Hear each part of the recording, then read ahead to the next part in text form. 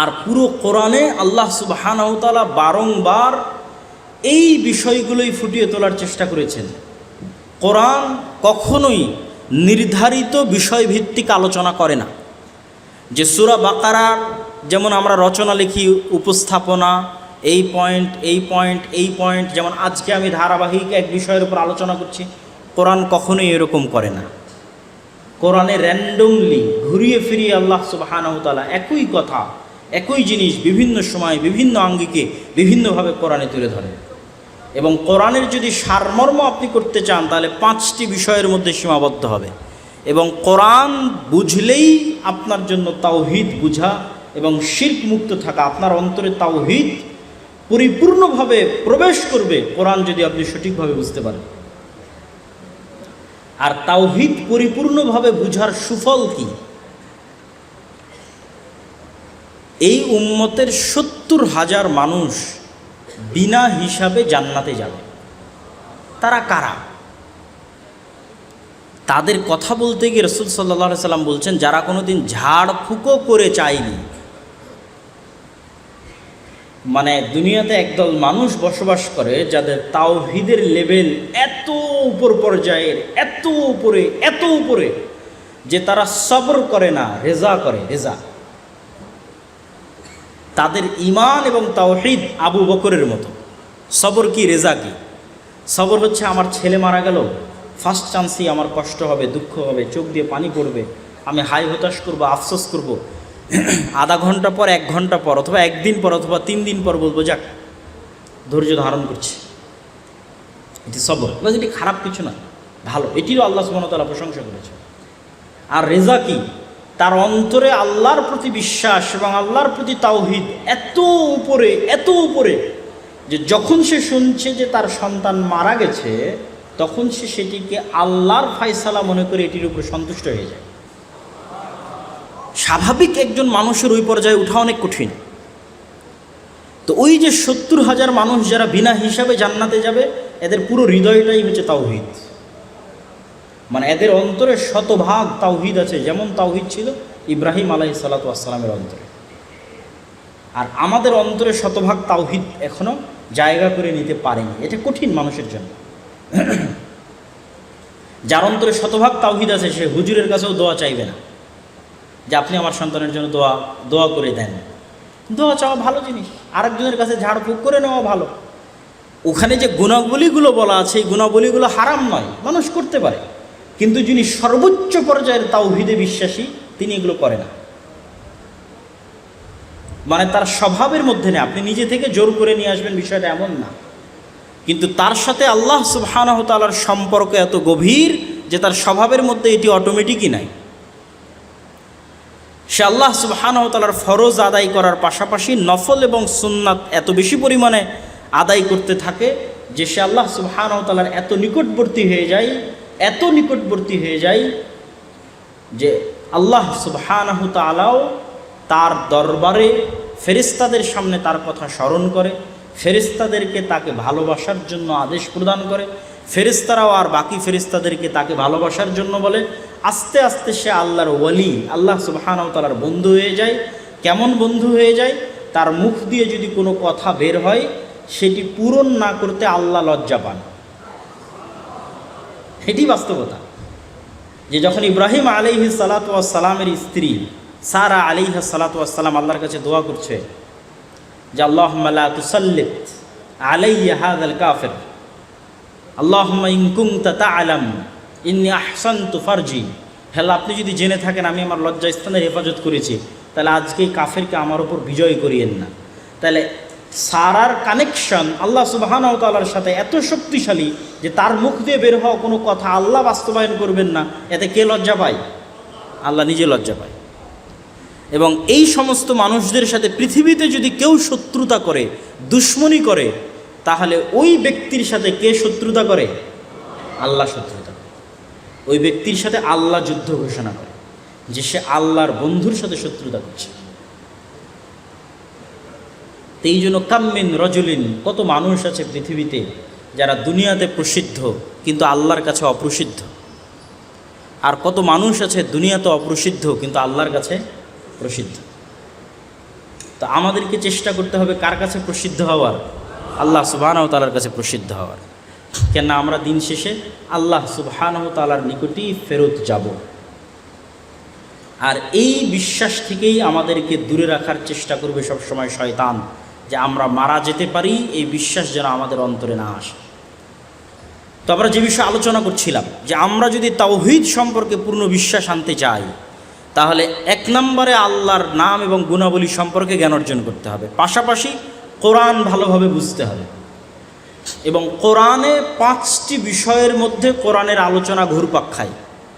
হয় আল্লাহ সুবহানাহু ওয়া তাআলা পবিত্র কোরআন মাজিদে অতীতের নবীদের ঘটনা বলবেন, অথবা অতীতের অভিশপ্ত জাতিদের ঘটনা বলবেন। ঘুরিয়ে ফিরিয়ে বলতেই থাকবেন, এই মুসা, এই ফেরাউন, আবার 10 পৃষ্ঠা পর আবার মুসা, আবার ফেরাউন, আবার 10 পৃষ্ঠা পর আবার মুসা, আবার ফেরাউন, আসতেই থাকবে আসতেই থাকবে, বিভিন্ন আঙ্গিকে বিভিন্ন প্রেক্ষাপটে। এখানে ইউসুফ, ওখানে ইব্রাহিম, আবার ইউসুফ, আবার ইব্রাহিম, আসতেই থাকবে। এখানে আদ সামুদ, আবার আদ সামুদ, আবার কওমে লূত, আসতেই থাকবে, বিভিন্ন প্রেক্ষাপটে আসতে থাকবে, মানুষের সাইকোলজির সাথে, যেন মানুষের কোরআন বুঝতে সুবিধা হয় এবং মেইন মেসেজগুলো, মূল মেসেজগুলো মানুষের ব্রেনে ঢুকে যায়। তাহলে একটা টপিকে আল্লাহ সুবহানাহু ওয়া তাআলা আলোচনা করবেন অতীতের ইতিহাস, এই জন্য ইতিহাসের গুরুত্ব আছে। দ্বিতীয় আরেকটা টপিক আল্লাহ সুবহানাহু ওয়া তাআলা আলোচনা করবেন আল্লাহর দয়া, আল্লাহর নিয়ামত, আল্লাহর সৃষ্টি রহস্য। বারবার বলতে থাকবেন, আমি আসমান জমিন সৃষ্টি করেছি, আসমান জমিনে যা আছে সব কিছু আমার অধীনস্থ, আসমান জমিনের রাজত্ব আমার, গাছপালা আমি তৈরি করেছি, বৃষ্টি আমি বর্ষণ করি, নদী নালা আমি প্রবাহিত করেছি, পাহাড় আমি স্থাপন করেছি। বলতেই থাকবেন বলতেই থাকবেন বলতেই থাকবেন। আল্লাহর যত সৃষ্টি রহস্য আছে, নিয়ামত আছে, ঘুরে ফিরে আসতেই থাকবে। 3 নম্বরে আল্লাহ সুবহানাহু ওয়া তাআলা বারবার আলোচনা করতে থাকবেন পরকাল। ইসলামের 2টি মৌলিক বিশ্বাস, 1 আল্লাহর প্রতি ঈমান, 2 পরকালে বিশ্বাস। এই জন্য বিস্তারিত বিশ্বাস তো 6টা, কিন্তু যখনই আল্লাহ অথবা আল্লাহর রাসূল সংক্ষিপ্ত করেছে বিশ্বাসকে, তখন 2টার মধ্যে সংক্ষিপ্ত করে দিয়েছে, মান ইউমিন বিল্লাহ ওয়াল ইয়াউমিল আখির। যে ব্যক্তি আল্লাহকে বিশ্বাস করে এবং পরকালে বিশ্বাস করে, ফালইউকরিম যায়ফাহ, সে যেন তার মেহমানকে মেহমানদারি করে। এরকম অসংখ্য হাদিস এবং আয়াতে আল্লাহ এবং আল্লাহ রাসূল সংক্ষিপ্ত করেছেন 2টি বিশ্বাসের উপর, 1 আল্লাহর প্রতি ঈমান, 2 পরকালে বিশ্বাস। তাহলে পরকালের বিশ্বাসের কথা কিভাবে আসবে? কিয়ামতের কথা আসবে, জান্নাতের কথা আসবে, জাহান্নামের কথা আসবে, জাহান্নামের ভয়াবহতার কথা আসবে, জান্নাতের অফুরন্ত নিয়ামতের কথা আসবে, আর কিয়ামতের মাঠের ভয়াবহতার কথা আসবে, যেমন সূরা জিলজাল, যেমন সূরা কারিআ। তাহলে এই বিষয়গুলো ঘুরে ফিরে আসতে থাকবে পরকাল। কেন? পরকালে বিশ্বাস ইসলামের একটা মৌলিক বিশ্বাসের অন্তর্ভুক্ত। এই পরকালের প্রতি দৃঢ় বিশ্বাসই আমাদের রাস্তা চলতে সহজ করবে। পরকালের প্রতি দৃঢ় বিশ্বাস না থাকার কারণে আমরা দুনিয়াকে প্রাধান্য দিই এবং পরকালকে বিসর্জন দিই। এই জন্য আল্লাহ সুবহানাহু ওয়া তাআলা কোরআন মাজিদে বারবার বলতে থাকবে যে পরকালে তোমাদের জন্য যা আছে সেটি দুনিয়ার তুলনায় বেশি কল্যাণকর। আল্লাহর নিকটে যা আছে সেটি তোমাদের দুনিয়ার তুলনায় বেশি কল্যাণকর। আর দুনিয়া তোমাদের জন্য খেলতামাশার বস্তু, দুনিয়া তোমাদের জন্য ধোঁকা। লাইবুন ওয়া লাহু ওয়ামাল হায়াতুদ দুনিয়া ইল্লা লাইবুন ওয়া লাহু। এই পুরো পৃথিবী খেলতামাশা এবং মায়াজাল ছাড়া কিছুই নয়। আর পরকাল দুনিয়ার চাইতে কল্যাণকর। আল্লাহ সুবহানাহু ওয়া তাআলার নিকটে যা আছে সেটি চিরস্থায়ী এবং কল্যাণকর, সেটি হচ্ছে পরকাল। তাহলে এই বিষয়গুলোর মাধ্যমেই আপনার শিরক মুক্ত বিশ্বাস আপনার দৃঢ় হবে, আল্লাহ সুবহানাহু ওয়া তাআলার সাথে সম্পর্ক আপনার শক্তিশালী হবে, আল্লাহ সুবহানাহু ওয়া তাআলার সাথে সম্পর্ক আপনার মজবুত হবে। সম্মানিত উপস্থিতি, তাওহীদ এবং শিরকের আলোচনার এই শেষের দিকে এসে জরুরি 2-1টি কথা বলে আমি আপনাদের প্রশ্নোত্তর পর্বে চলে যাব। যদি লিখিত প্রশ্ন নেওয়ার ব্যবস্থা থাকে তাহলে লিখিত, আর যদি সরাসরি প্রশ্ন করার ব্যবস্থা থাকে তাহলে সরাসরি প্রশ্ন। সেটি হচ্ছে, যেহেতু আজকের এই আয়োজনটা তরুণ ছাত্র সমাজের কর্তৃক আয়োজন, সেহেতু তরুণ ছাত্র সমাজের প্রতি আমার বিশেষ নাসিহা এবং বিশেষ উপদেশ থাকবে। এই যে স্বৈরাচারের পতন হয়েছে দীর্ঘ 15 বা 16 বছরের ফ্যাসিজমের পরে, আমাদেরকে মনে রাখতে হবে এই দীর্ঘ 15-16 বছরের ফ্যাসিজমের জন্য ব্যক্তি দায়ী নয়, সিস্টেম দায়ী। মানে আপনাকে এই বিশ্বাস অন্তরে স্থাপন করতে হবে, না হলে আপনি ধোঁকাগ্রস্ত হবেন। আপনাকে অন্তরে এই বিশ্বাস স্থাপন করতে হবে যে আমাকে ক্রস ফায়ার দিয়ে হত্যা করেছে, গুম করেছে, আয়না ঘরে বন্দি রেখেছে গণতান্ত্রিক সেকুলার সিস্টেম। এই বিশ্বাস আপনার জন্য রাস্তা তৈরি করে দিবে। কেননা এই দীর্ঘ 15-16 বছর শাসন পরিচালনায় করা হয়েছে গণতন্ত্রের নামে, শাসন পরিচালিতই হয়েছে সেকুলারিজমের নামে। তাহলে ব্যক্তিকে দোষারোপ করলে, সিস্টেম টিকে থাকলে আবারও এরকম স্বৈরাচারের উত্থান ঘটবে। আর যদি আপনি সিস্টেমকে দোষারোপ করেন, মনে করেন যে আমার ছাত্র ভাইদেরকে হত্যা করেছে কে? গণতান্ত্রিক সিস্টেম, সেকুলার সিস্টেম। আয়নাঘর তৈরি করেছে কে? গণতান্ত্রিক সিস্টেম, সেকুলার সিস্টেম। তাহলে আপনার জন্য সঠিক রাস্তা পাওয়া সহজ হবে। এবং এটি অসংখ্য যুক্তি, তর্ক এবং গবেষণার মাধ্যমেও যদি আপনি চিন্তা ভাবনা করেন, দেখবেন যে আপনার কাছে এটি সত্য এবং সঠিক হিসেবে ধরা দেবে। তাহলে আমাদের জন্য আল্লাহ সুবহানাহু ওয়া তাআলা যে সুযোগ তৈরি করে দিয়েছেন, এই সুযোগকে আমরা ব্যবহার করব কিভাবে? এই যে আজকে এখানে অনুষ্ঠান আয়োজন হচ্ছে, আমরা কোরআন এবং হাদিসের কথা বলছি, এই যে একটি নেয়ামত, এই নেয়ামতের সৎ ব্যবহার যদি আমরা না করতে পারি, আল্লাহ এই নেয়ামত উঠিয়ে নেবেন। এটি আল্লাহ সুবহানাহু ওয়া তাআলার পৃথিবী পরিচালনায় আল্লাহর সুন্নাত, যে আল্লাহ যখন মানুষকে কোনো নেয়ামত দেয় আর সেই নেয়ামতের মানুষ সৎ ব্যবহার না করে, আল্লাহ নেয়ামত উঠিয়ে নেয়। তো এই নেয়ামতের আমাদের সৎ ব্যবহার করতে হবে। আমাদের পরস্পরের মধ্যে কাদা ছোড়াছুড়ি বন্ধ করতে হবে। কাদা ছোড়াছুড়ি বন্ধ করে, যেমন রাসূল সাল্লাল্লাহু আলাইহি ওয়াসাল্লাম ইহুদি খ্রিস্টানদের বলতেন, তাআলাউ ইলা কালিমাতিন সাওয়াআন বাইনানা ওয়া বাইনাকুম, আসো ওই কথার দিকে যে কথা তোমার এবং আমার মধ্যে এক। তোমার তাওরাতেও আল্লাহর একত্ববাদের কথা আছে, তোমার ইনজিলেও আল্লাহর একত্ববাদের কথা আছে, কোরআনেও আল্লাহর একত্ববাদের কথা আছে, ওইটার দিকে আসো।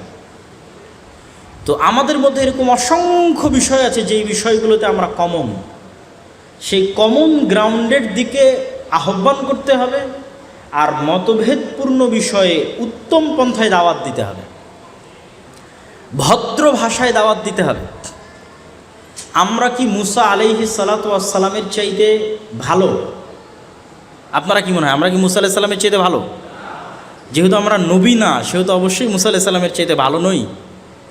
আর আমরা যাদের মধ্যে দাওয়াতি কাজ করছি, তারা কি ফেরাউনের চাইতে খারাপ? খারাপ।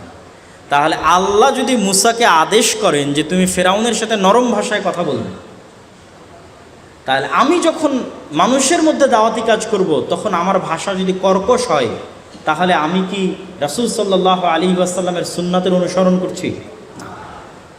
আমি মানুষকে তুচ্ছ তাচ্ছিল্য করে দাওয়াত দিতে পারবো না। আল্লাহ সুবহানাহু ওয়া তাআলা নিজেও কোরআন মাজিদে কখনোই মানুষকে তুচ্ছ তাচ্ছিল্য করে দাওয়াত দেননি। ইহুদিদের মতো অভিশপ্ত জাতিকে আল্লাহ কি সম্মান দিয়ে দাওয়াত দিয়েছে, আপনি কোরআন খুলে আশ্চর্য হবেন। ইয়া বানি ইসরাঈল আযকুরু নি'মাতি আল্লাতী আন'আমতু আলাইকুম, হে বানু ইসরাইলেরা স্মরণ করো সেই সময়ের কথা, আমি তোমাদেরকে কি মর্যাদা দিয়েছিলাম, কি সম্মান দিয়েছিলাম। তো বানু ইসরাইল নামে ডাকাটাই তো ওকে সম্মান দেওয়া। আবার বলতেছে স্মরণ করো তোমাকে কি সম্মান দিয়েছিলাম, কি নিয়ামত দিয়েছিলাম। আল্লাহ চাইলে তো বলতে পারে এই অভিশপ্ত ইহুদিরা, নবীদের হত্যাকারীরা, কিন্তু এটি আল্লাহর দাওয়াতের স্ট্র্যাটেজি নয়। তাহলে আমরা দাওয়াত দিতে গিয়ে যদি আমরা মানুষকে তুচ্ছ তাচ্ছিল্য করে কথা বলি, ছোট ভাষায় কথা বলি, তাহলে এই যে আল্লাহর নেয়ামত যে পরিবেশ বিরাজ করছে, এই পরিবেশটা কী হবে? নষ্ট হবে এবং আল্লাহ সুবহানাহু ওয়া তাআলা এই নেয়ামত উঠিয়ে নেবেন।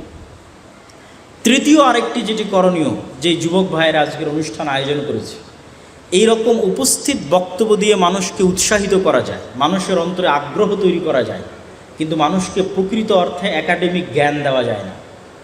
একাডেমিক জ্ঞানের জন্য গ্রুপ স্টাডির কোনো বিকল্প নাই, বই ভিত্তিক গ্রুপ স্টাডির কোনো বিকল্প নাই, যে আমরা নির্ধারিত বই নিলাম এবং সেই বইয়ের উপর ধারাবাহিক প্রতি সপ্তাহে আমরা পড়তে থাকব এবং পরস্পরে আলোচনা করতে থাকবো আজকের এটি থেকে আমি কি বুঝতেছি। এটির মাধ্যমে জ্ঞানের ডেভেলপ হয়, জ্ঞানের মাধ্যমেই মানুষের পার্সোনালিটিতে পরিবর্তন আসে, আর মানুষের ব্যক্তিত্ব এবং পার্সোনালিটিতে পরিবর্তন আসলেই সমাজে পরিবর্তন আসে। এই যে 5ই আগস্টের এই সুযোগ, ইসলামপন্থী দলগুলো কাজে লাগাতে পারেনি।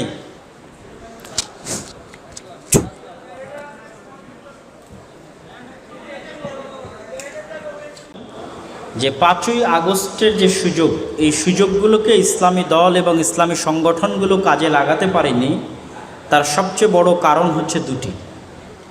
এই দুটি কারণ বলে আমার বক্তব্যের শেষের দিকে চলে যাব ইনশাআল্লাহ। যে উপদেশ নাসিহাতগুলো ছাত্র তরুণ সমাজের জন্য, তার মধ্যে এটি অন্যতম এবং গুরুত্বপূর্ণ একটি উপদেশ এবং নাসিহাত। তার 1 নাম্বার হচ্ছে দাওয়াতি কাজে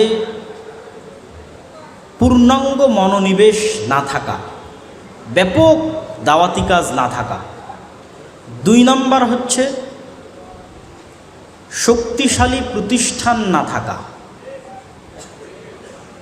শক্তিশালী প্রতিষ্ঠান বলতে কি বুঝায়? আমরা সবসময় এইরকম বাহ্যিক সম্মেলন, সমাবেশ, তাকবীর, মিছিল, মিটিং তারা কিছু ঘটিয়ে ফেলে, আমরা রিয়্যাক্ট করি। আমরা দীর্ঘমেয়াদী পরিকল্পনা করে কোনো অ্যাকশানে যেতে পারি না। তারা অ্যাকশান নেয়, আমরা রিয়াকশান দিই। এইভাবেই কিন্তু গত 100 বছর থেকে মুসলমানদের সময় পার হয়ে আসতেছে। তো শক্তিশালী প্রতিষ্ঠান নাই বলতে কি বুঝায়? যেমন আর্মি একটি শক্তিশালী প্রতিষ্ঠান। যখন সরকার গত 15 বছর ছিল তখনও আর্মির কাছে ক্ষমতা ছিল। যখন রাষ্ট্র অকেজো তখন আরও বেশি ক্ষমতা আর্মির হাতে।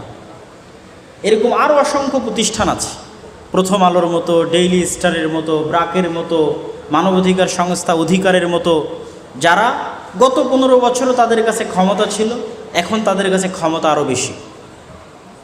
এই রকম শক্তিশালী প্রতিষ্ঠান যেগুলোকে বলা হয় ডিপ স্টেট, রাষ্ট্র যখন অকার্যকর হয় তখন যাদের হাতে রাষ্ট্র চলে যায়, এরকম শক্তিশালী কোনো প্রতিষ্ঠান মুসলমানদের প্রতিনিধিত্ব করবে মুসলিম দেশেও নাই। তাহলে ইসলামী দল, ইসলামী সংগঠন, আলেম ওলামা, যুবক, ছাত্র সমাজ তাদের চেষ্টা করা উচিত এরকম শক্তিশালী প্রতিষ্ঠান তৈরি করার। শক্তিশালী মিডিয়া যা মুসলমানদের প্রতিনিধিত্ব করবে, শক্তিশালী অর্থনৈতিক প্রতিষ্ঠান যা মুসলমানদের প্রতিনিধিত্ব করবে, যেন ভবিষ্যতে আবারও যদি কখনো এরকম সুযোগ আসে তখন সেই সুযোগটা যেন ভালোভাবে কাজে লাগাতে পারে। প্রতিষ্ঠান না থেকে বিশাল জনবল থাকলেও যে কোনো কিছু কাজে লাগানো যায় না, তার সবচেয়ে জ্বলন্ত সাক্ষী হচ্ছে 5ই আগস্ট এবং তার পরবর্তী সময়। বিশাল জনমত থাকার পরও আপনি অকেজো, কেননা আপনার শক্তিশালী কোনো প্রতিষ্ঠান নেই। এই জন্য ইহুদিরা সবসময় শক্তিশালী প্রতিষ্ঠান গড়ার দিকে মনোযোগ দেয়। তারা আমেরিকায় কখনো সরাসরি ভোটে দাঁড়ায় না, কেননা তারা জানে তারা সংখ্যায় কম, তারা ভোটে দাঁড়িয়ে পারবে না। এবং তারা এটিও জানে যে ভোটে দাঁড়িয়ে যে ক্ষমতা পাওয়া যায় এটি ক্ষণস্থায়ী, 5 বছর 4 বছর। স্থায়ী ক্ষমতা কি? আমি এমন শক্তিশালী মিডিয়া তৈরি করব যে ডোনাল্ড ট্রাম্প ক্ষমতায় আসতে চাক আর জো বাইডেন ক্ষমতায় আসতে চাক, মিডিয়া লাগবে আমার। ডোনাল্ড ট্রাম্প ক্ষমতায় আসতে চাক আর জো বাইডেন ক্ষমতায় আসতে চাক, অর্থনৈতিক প্রতিষ্ঠান থেকে সহযোগিতা লাগবে, টাকা পয়সা দিয়ে আমার। তাহলে এখন ক্ষমতায় যেই যাক, রাজত্ব স্থায়ীভাবে কার হাতে? আমার হাতে। এই স্ট্র্যাটেজিটা দীর্ঘদিন থেকে ইহুদিরা আমেরিকায় বাস্তবায়ন করে আসছে। তাদেরকে নির্বাচন করা লাগে না, কিন্তু আলটিমেটলি আমেরিকার ক্ষমতা তাদের হাতে। নির্বাচন করতে হয় না, ভোট করতে হয় না, কিছু করতে হয় না, কিন্তু ক্ষমতা তাদের হাতে। আর আমাদের এত হাজার হাজার লক্ষ লক্ষ জনবল থাকার পরও, নির্বাচন ভোট করার পরও, সকল কিছুতে অংশগ্রহণ করা, আন্দোলনে অংশগ্রহণ করার পরও দেখবেন রেজাল্ট শূন্য, 0। কেন? আমরা শক্তিশালী প্রতিষ্ঠান গড়ায় কখনো মনোনিবেশ করিনি। আর শেষ উপদেশ এবং নাসিহা ছাত্র সমাজের জন্য এবং যত দিনী ভাই, আলেম ওলামা, মাদ্রাসার ছাত্র শিক্ষক যারা যেখান থেকে উপস্থিত হয়েছেন তাদের জন্য এই কথাটাই আমি প্রত্যেক বক্তব্যের মধ্যেই বলে এসেছি, সেটি হচ্ছে সত্যবাদিতা এবং ন্যায়পরায়ণতা। আমরা সালাত দিয়ে জান্নাতে যেতে পারবো, আমরা সিয়াম দিয়ে জান্নাতে যেতে পারবো ইনশাআল্লাহ। কিন্তু সালাত এবং সিয়াম থাকার পরে যদি আমাদের মধ্যে মিথ্যা থাকে, অন্যায় থাকে, তাহলে আমরা রাষ্ট্র ক্ষমতা আল্লাহ আমাদেরকে দিবে না। ক্ষমা চেয়ে নিয়ে জান্নাত দিয়ে দিতে পারে, কিন্তু আমি রাষ্ট্র ক্ষমতা পাওয়ার অযোগ্য হিসেবে বিবেচিত আল্লাহর দরবারে। তাহলে আপনার কাছে ছোট্ট মাদ্রাসা আছে, ছোট্ট মসজিদ আছে, আপনি একটা ইসলামী দল চালান, ফাউন্ডেশন চালান, সংস্থা চালান, সেখানে শতভাগ ন্যায়পরায়ণতা প্রতিষ্ঠা করে, শতভাগ সত্যবাদিতা প্রতিষ্ঠা করে। দেখবেন বেশিরভাগ ইসলামী দলে তারাই পদ পেয়ে বসে আছে যারা আমির বা নেতার চামচামি করতে পারে, আর যে যোগ্য কর্মী তার মূল্যায়ন নাই। তার মানে আপনি আপনার দলে ন্যায়পরায়ণতা প্রতিষ্ঠা করতে পারেননি, মানে আল্লাহ আপনার নাম, আল্লাহ রাষ্ট্র ক্ষমতা দিবে এরকম ব্যক্তিদের কাছ থেকে কেটে দিয়েছে। তবে জান্নাতে যেতে পারেন মানুষের কাছে ক্ষমা নিয়ে, আল্লাহ সুবহানাহু ওয়া তাআলার ইবাদত করে আল্লাহর কাছে ক্ষমা নিয়ে, কিন্তু রাষ্ট্র ক্ষমতা পাওয়ার অযোগ্য। আপনি আপনার মাদ্রাসায় ন্যায়পরায়ণতা এবং সত্যবাদিতা প্রতিষ্ঠা করতে পারেননি, মানে আল্লাহ সুবহানাহু ওয়া তাআলা আপনাকে রাষ্ট্র ক্ষমতা দিবেন না। আর 190 বছরের কলোনিয়াল ও উপনিবেশিক ব্রিটিশ শাসনের যে গোলামি, এই গোলামির যে মাইন্ড সেট আপ আমাদের রক্ত এবং আমাদের মনস্তাত্ত্বিক জগতে আমরা বহন করে বেড়াই আমাদের অজান্তে। 15 বছরে নাকি আপনাদের নিঃশ্বাস বন্ধ হয়ে এসেছে, তাহলে কল্পনা করেন 190 বছর কতদিন। তাহলে 190 বছর আমাদের বাপদাদা পূর্বপুরুষরা ব্রিটিশদের গোলামি করেছে। ফলত কি পরিমাণ আমাদের জেনেটিকের মধ্যে, রক্ত মাংসের মধ্যে গোলামি থাকতে পারে আমাদের অজান্তেই, তা কল্পনা করতে পারবেন না। ওই মনস্তাত্ত্বিক গোলামির একটি গোলামি হচ্ছে যে আমরা মিথ্যা বলতে অভ্যস্ত হয়েছি, অন্যায় করতে অভ্যস্ত হয়েছি, ইনসাফ করতে পারি না, না নিজের ভাই বোনের সাথে, না বাপ মায়ের সাথে, না মাদ্রাসায়, না মসজিদে, কোথাও না। আপনি যদি জলেশ্বরী তলায় তলায় থাকা আপনার একটি বাপের জমিতে পুরোটাই আপনি নিয়ে নিলেন, আর ওই দূরে গ্রামের জমিতে আপনার বোনকে ভাগ দিলেন, জলেশ্বরী তলায় দিলেন না, তাহলে আপনি ইনসাফ করলেন না। আপনার মধ্যে ন্যায়পরায়ণতা নাই। যেই দুটি গুণ আমাদের নবীর মধ্যে জন্মগত ছিল, সকল নবীর মধ্যে জন্মগত ছিল, এই দুটো গুণ না থাকার কারণে আমরা নেতৃত্বে যেতে পারছি না।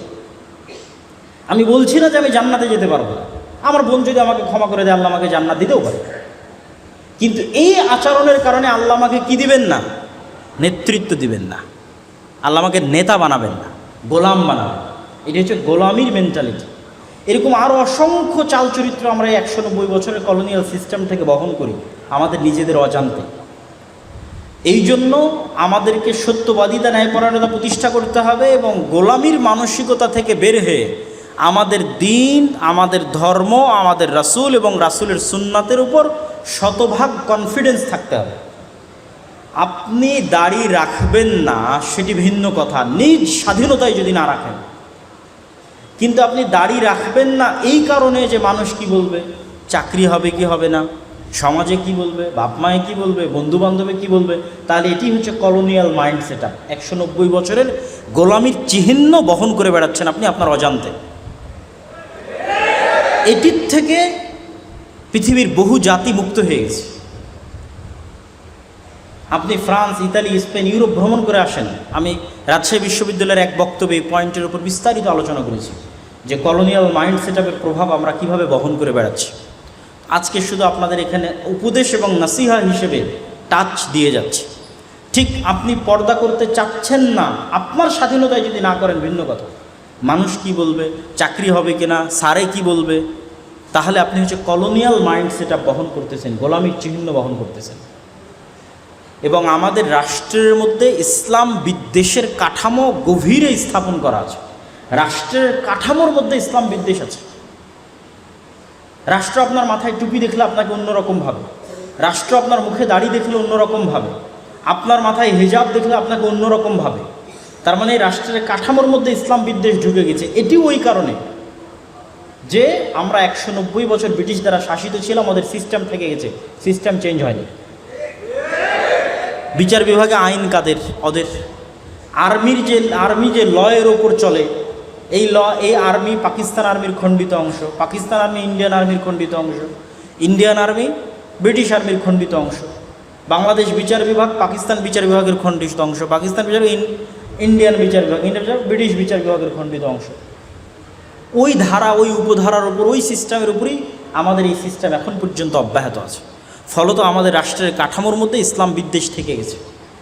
এই জন্য এই সিস্টেম যতক্ষণ আমূলে পরিবর্তন না হবে ততক্ষণ পর্যন্ত ছাত্র জনতার প্রকৃত বিজয় কখনোই অর্জিত হবে না।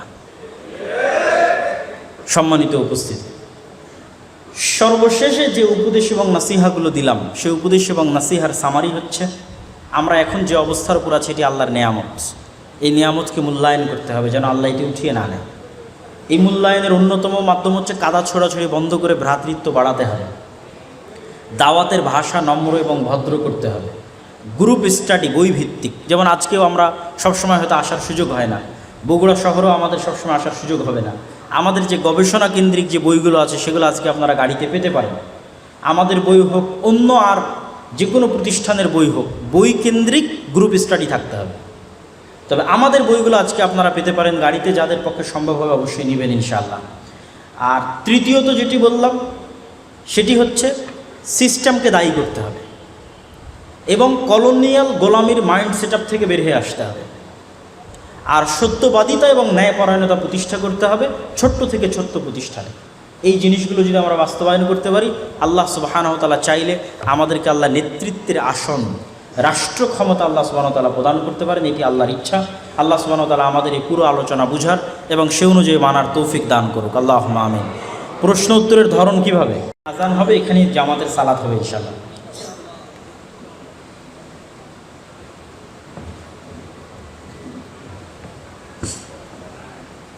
আমি একজন দর্জি, জামা কাপড় বানাই, বানিয়ে দেওয়ার পর অতিরিক্ত কাপড় বেঁচে যায়। এই অতিরিক্ত কাপড় আপনি অবশ্যই যিনি যার পক্ষ থেকে বানিয়েছেন তাকে জানাবেন যে আপনার কাছে অতিরিক্ত কাপড় থেকে গেছে।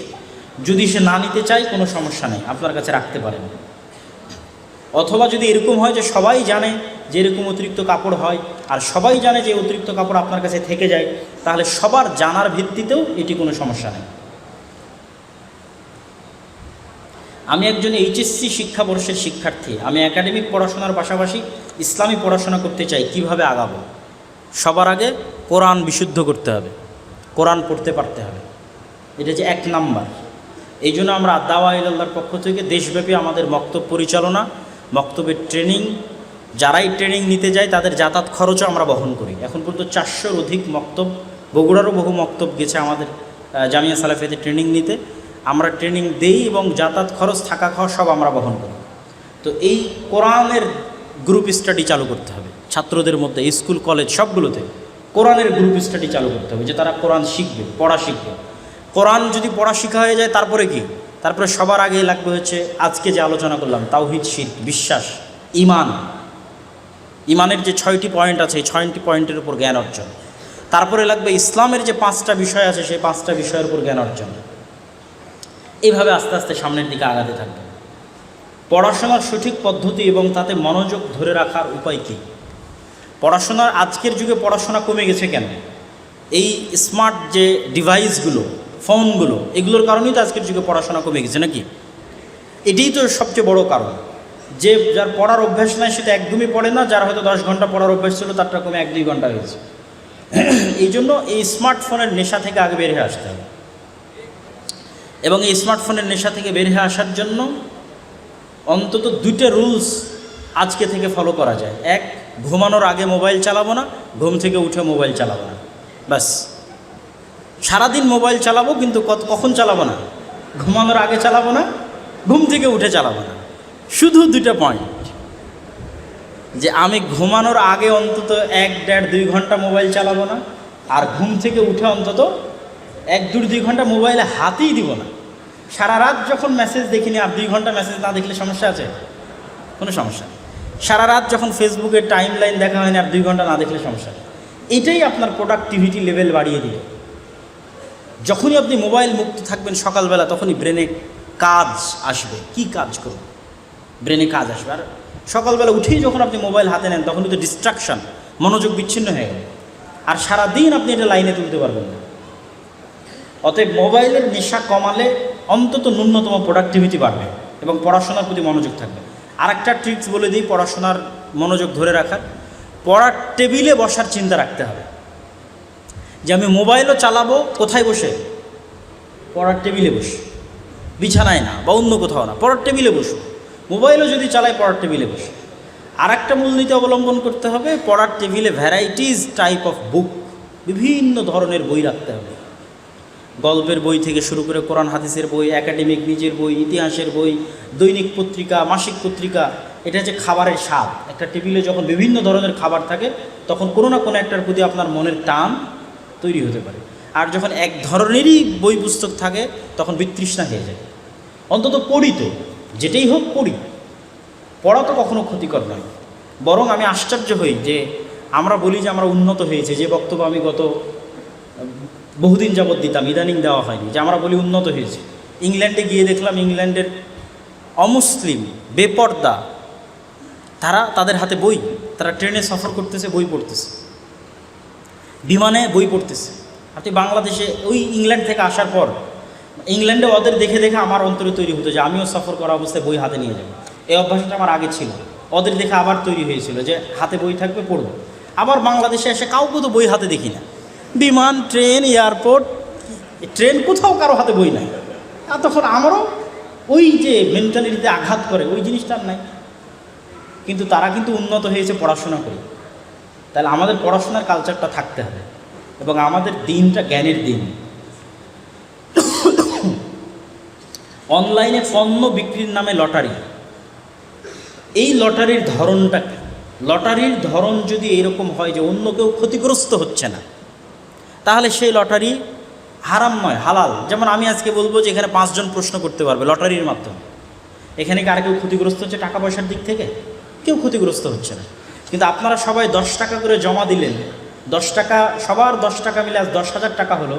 এই 10,000 টাকা 3 জনের মধ্যে বন্টন করা হবে। তাহলে আর বাকি যারা 10 টাকা করে দিল তাদের লস হলো না? তাদের তো লস হলো। এটাই হারাম। হারাম মানে এইভাবে দেখবেন না যে ইসলাম হারাম করেছে, না, মানুষের ক্ষতি আছে এই জন্য হারাম করেছে, মানুষের ধোঁকা আছে এই জন্য হারাম করেছে। ইসলাম চায় না মানুষ ক্ষতিগ্রস্ত হোক, মানুষ ধোঁকাগ্রস্ত হোক, এই জন্য হারাম। ইসলামের প্রত্যেকটা বিধান সত্য আর ন্যায়ের উপর প্রতিষ্ঠিত। অন্যায় কিছু হোক এটা ইসলাম চায় না। এটা অন্যায় যে আমি 10 টাকা দিচ্ছি কিন্তু এই টাকাটা আমি কোনো কাজে লাগতেছে না, এটাই ধোঁকা। যদি এরকম অর্থনৈতিক লস থাকে লটারির মধ্যে তাহলে সেটা হারাম।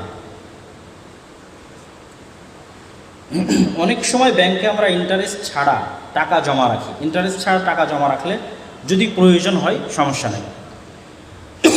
কোনো ব্যক্তি বিবাহের কিছুদিন পর মৃত্যুবরণ করলে এবং তার মৃত্যুর জন্য তার স্ত্রীর অন্য কারোর সঙ্গে বিবাহ হলে সেই ব্যক্তি পরকালে জান্নাতে গেলে তার সহধর্মিণী কে হবে?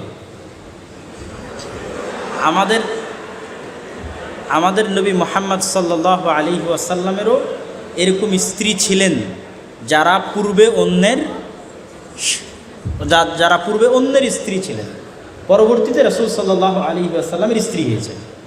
তো আমার কাছে যেটি মনে হয় যে আল্লাহ সুবহানাহু ওয়া তাআলা পরকালে, যেহেতু আল্লাহ সুবহানাহু ওয়া তাআলা বলেছেন জান্নাত মানুষের চাওয়া, মানুষের চিন্তা এবং মানুষের কল্পনা শক্তির ঊর্ধ্বে, এবং মানুষের অন্তর এমন কিছু চাইবে যেটি মানুষের আনন্দিত হবে, আর আল্লাহ সেটির ব্যবস্থা করে দিবেন না, এটি অসম্ভব। তাহলে এটির সমাধান দুইটা, হয় কারো অন্তরে এরকম কিছু জাগ্রতই হবে না, এবং যেটি জাগ্রত হবে সেটি আল্লাহ সুবহানাহু ওয়া তাআলা একমত জাগ্রত হবে এবং সেই একমতটা আল্লাহ সুবহানাহু ওয়া তাআলা পূরণ করে দেবেন।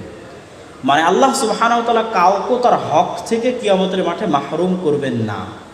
তবে লজিক্যালি যিনি সর্বশেষে তার স্বামী হিসেবে গণ্য হয়েছেন, লজিক্যালি তিনিই তার স্ত্রী হিসেবে মৃত্যুবরণ করতেছেন, সেহেতু কিয়ামতের মাঠে তিনিই তার স্ত্রী হিসেবে গণ্য হবেন বা জান্নাতে তার স্ত্রী হিসেবে গণ্য হবেন।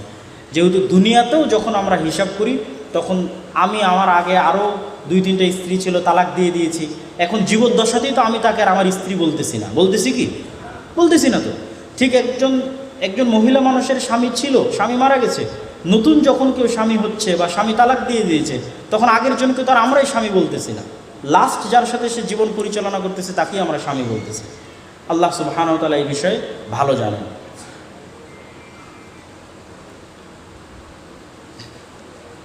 এখানে একটি প্রশ্ন এসেছে, গত আন্দোলনে আবু সাঈদ বুক পেতে দিয়েছিল, আবু সাঈদ কি শহীদ? রাসূলুল্লাহ সাল্লাল্লাহু আলাইহি ওয়াসাল্লামের ভাষ্য অনুযায়ী অন্যায়ভাবে যে কাউকে হত্যা করা হবে। আবু সাঈদের বিষয়ে তখনই প্রশ্ন উঠতে পারত যখন আবু সাঈদের হাতে অস্ত্র থাকতো। আবু সাঈদের বিষয়ে তখনই প্রশ্ন উঠতে পারত যখন আবু সাঈদও অস্ত্র দিয়ে কাউকে পাল্টা আঘাত করছিল। কিন্তু আবু সাঈদ তো নিরস্ত্র ছিল, সারা পৃথিবীর মানুষ দেখেছে। তো একজন নিরস্ত্র মানুষকে আপনি গ্রেফতার করতে পারেন, আপনি একজন নিরস্ত্র মানুষকে বিচার বিভাগের মাধ্যমে শাস্তি দিতে পারেন। এটা কোন দেশের আইন, কোন দেশের রুলস যে আপনি তাকে ডাইরেক্ট গুলি করে হত্যা করবেন? তো অন্যায়ভাবে যে কোনো ব্যক্তিকে হত্যা করা হয়, অবশ্যই সে শহীদের মর্যাদা পাবে ইনশাআল্লাহ। শায়েখ মৃত ব্যক্তিকে কেন্দ্র করে মৃত ব্যক্তির পরিবারের পক্ষ থেকে যে খাবারের আয়োজন করা হয় তা কিসের অন্তর্ভুক্ত হবে? রাসূল সাল্লাল্লাহু আলাইহি সাল্লামের সুন্নাত হচ্ছে, যেই বাড়িতে মাইয়েত মারা গেছে পাড়া প্রতিবেশীরা ওই বাড়িতে খাবার পৌঁছে দিবে, আর সেই বাড়িতে কোনো খাবার রান্না হবে না, অন্তত 3 দিন সেই বাড়িতে কোনো খাবার রান্না হবে না। পাড়া প্রতিবেশীরা সেই বাড়িতে খাবার পৌঁছে দেবে। কিন্তু এটা আল্লাহ রাসূলের আদেশ, হাদিস। আপনি যদি আজকে যাওয়ার সময় বই পান, তাহলে রাসূল সাল্লাল্লাহু আলাইহি ওয়াসাল্লামের সালাত বইয়ে অথবা মুমূর্ষু থেকে কবর পর্যন্ত বই, সে বই পাবেন, এই হাদিস দেওয়া আছে। আমরা সেটিকে উল্টিয়ে নিয়ে কি তৈরি করলাম? যেই বাড়িতে মৃত ব্যক্তি মারা গেছে সেই বাড়িকে খাবারের নামে আনন্দের উৎসবের জায়গায় পরিণত করা হবে।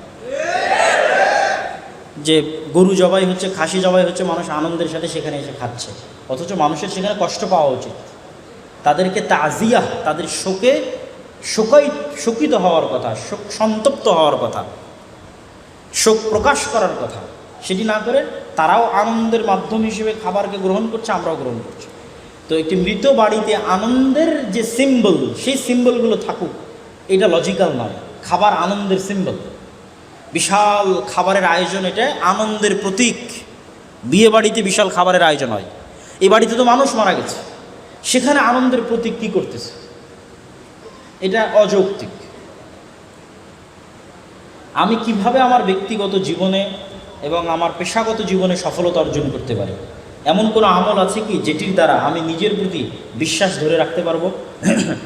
নিয়মিত 5 ওয়াক্ত সালাত জামাতের সাথে আদায় করা। নিয়মিত 5 ওয়াক্ত সালাত জামাতের সাথে আদায় করলে আপনার অন্তরের উপর আপনার কন্ট্রোল ক্ষমতা প্রতিষ্ঠিত হয়। ড্যাফোডিল বিশ্ববিদ্যালয়ের বক্তব্যে শয়তানের যে আলোচনা, সেখানে স্পষ্টভাবে আমি বিস্তারিত তুলে ধরেছি যে আপনার অন্তর কিভাবে আপনার কন্ট্রোলে আসে।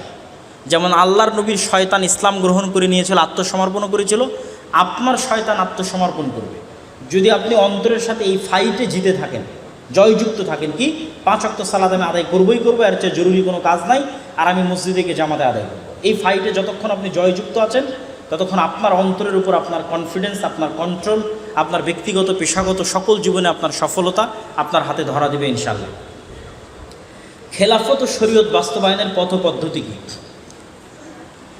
খেলাফত এবং শরীয়ত বাস্তবায়নের জন্য সুযোগ তৈরি করবে আল্লাহ, আর চেষ্টা আমাদের। তো আমাদের চেষ্টার যে পয়েন্টগুলো আজকে তুলে ধরেছি, সে পয়েন্টগুলো আপনি গণতন্ত্র দিয়ে পারবেন না। 100 বছর মুসলমানেরা চেষ্টা করেছে গণতন্ত্র দিয়ে ইসলামী খেলাফা প্রতিষ্ঠা করতে, আলজেরিয়া, মিশর, পাকিস্তান, অসংখ্য জায়গায়, কোথাও সফল হয়নি। আর একটা তন্ত্রের জন্য 100 বছর যথেষ্ট। তাহলে আপনাকে কি করতে হবে? শক্তিশালী প্রতিষ্ঠান তৈরি করতে হবে, ব্যাপক দাওয়াতি কাজ করতে হবে। শক্তিশালী প্রতিষ্ঠান আর ব্যাপক দাওয়াতি কাজ, এরকম 5 আগস্ট প্রতি 15-20 বছর পর পর আপনি চান্স পাবেন, আসবে। আবারও 15-20 বছর পর এই সিস্টেম যদি থাকে, এটা জালেম সিস্টেম, এই জালেম সিস্টেম আবার জালেম তৈরি করবে, আবার স্বৈরাচার তৈরি করবে, আবার আপনার জন্য সুযোগ আসবে। এই 5 আগস্টের সুযোগ আপনারা হারিয়ে ফেলেছেন এই 2টা না থাকার কারণে। তাহলে এই 2টার পিছনে ইনভেস্ট করেন, আবার যখন এরকম 5 আগস্ট আসবে, আল্লাহ সুযোগ তৈরি করে দিবে, তখন আপনাদের জন্য সুযোগ তৈরি হবে। সুযোগ তৈরি হলে কাজে লাগানোর সক্ষমতা থাকতে হবে, সেই সক্ষমতাটা তো আমাদের নাই। এটা তো এই 5 আগস্ট আমাদের চোখে আঙ্গুল দিয়ে দেখিয়ে দিল যে সক্ষমতা আমাদের নাই।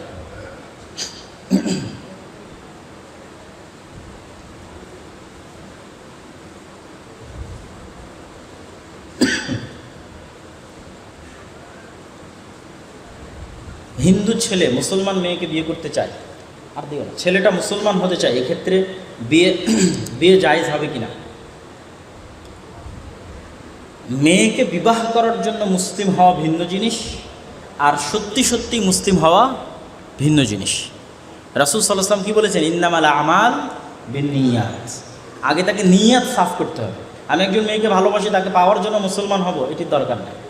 সত্যিই যদি ইসলামের প্রতি আস্থা এবং বিশ্বাস থাকে, এবং সেই কারণে আমি ইসলাম গ্রহণ করছি, তারপরে আমি বিবাহের প্রস্তাব দিচ্ছি, তো ইসলাম গ্রহণ করলে এবং ইসলাম গ্রহণের বিষয়টি সত্য হলে অন্তর থেকে হলে, শতভাগ ইখলাস এবং নিয়তের সাথে হলে, তাহলে সেই ছেলের সাথে বিবাহ দেওয়াতে সমস্যা নেই। ঘুমের মধ্যে ভয়ে আটকে উঠি, করণীয় কি? অবশ্যই আপনি যে সুন্নাত জিকিরগুলো আছে সেগুলো পড়েন না। নাস, ফালাক, ইখলাস, আয়াতুল কুরসি, সূরা বাকারার শেষ 2 আয়াত, সূরা ফাতিহা। আবার বলি, নাস, সূরাতুন নাস, কুল আউযু বিরাব্বিন নাস, সূরাতুল ফালাক, কুল আউযু বিরাব্বিল ফালাক, সূরাতুল ইখলাস, কুল হুয়াল্লাহু আহাদ, সূরা ফাতিহা, আলহামদুলিল্লাহি রাব্বিল আলামিন, আয়াতুল কুরসি, আল্লাহু লা ইলাহা ইল্লা হুয়াল হাইয়ুল কাইয়্যুম, সূরা বাকারার শেষ 2 আয়াত, আমানার রাসূল। এই বিষয়গুলো যদি আপনি প্রতিদিন সকাল সন্ধ্যায় আপনার বাড়িতে, আপনার জীবনে আমলে রাখেন, তাহলে সেই বাড়িতে এবং আপনার জীবনে শয়তানের অস্তিত্ব থাকবে না। আপনি ঘুমানোর সময় হাতে হালকা থুতু ছিটিয়ে পুরো শরীরে মেখে নেবেন, ইনশাআল্লাহ শয়তান থেকে আপনি মুক্ত অবস্থায় থাকবেন এবং ঘুমানোর দোয়া পড়ে ঘুমাবেন।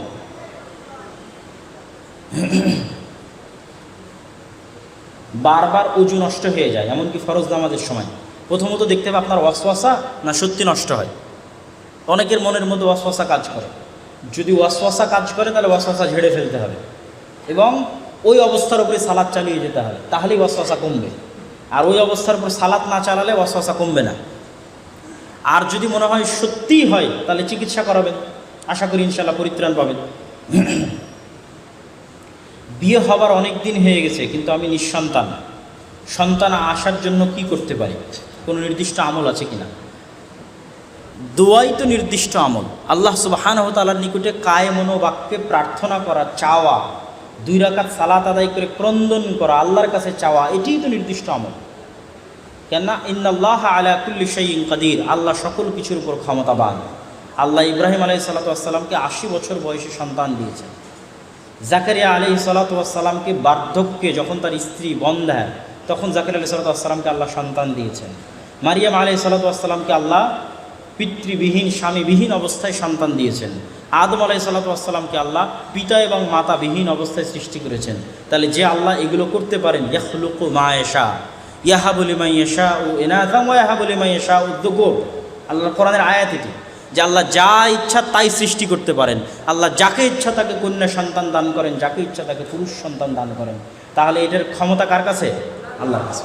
আর আল্লাহর কাছে পেতে হলে কি করতে হবে? দোয়া। আপনার দোয়া কত কায়মন বাক্যে হচ্ছে, কত নত অবস্থায় হচ্ছে, কত ক্রন্দনরত অবস্থায় হচ্ছে, সেটির উপর নির্ভর করবে আল্লাহ সুবহানাহু ওয়া তাআলা এটিকে কবুল করা।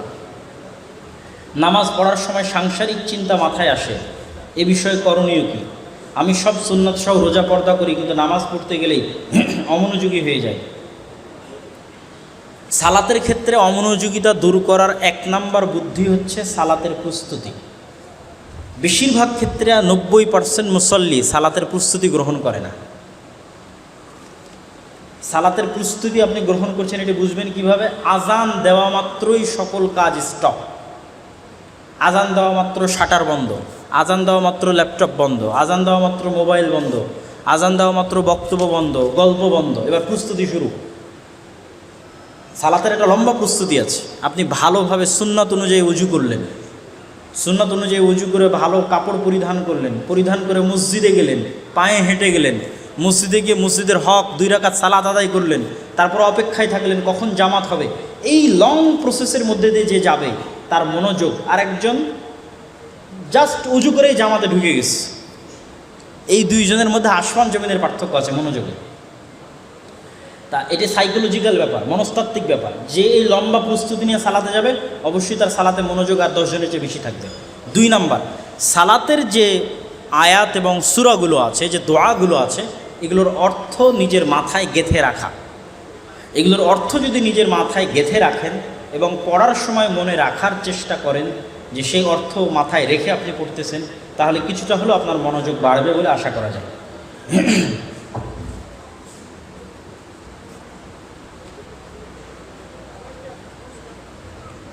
আত্মীয়তার সম্পর্ক ছিন্নকারী জান্নাতে যাবে না। কোনো আত্মীয় যদি কবর পূজা করে সেক্ষেত্রে আমি কি করব?